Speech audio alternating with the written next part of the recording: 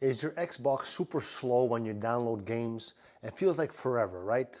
You just want to play, but the download bar moves like a turtle.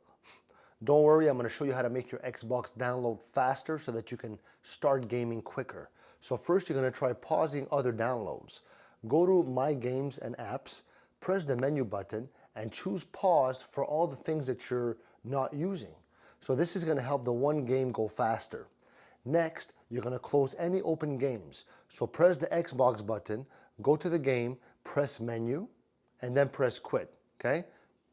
So you press the Xbox button, I'll say it again.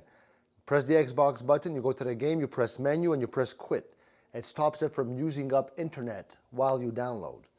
Then check your internet with a network test. You go to settings, then network settings, and then you press test network speed. If it's slow, you could fix it. You could also try using a weird connection, a wired connection, not a weird one.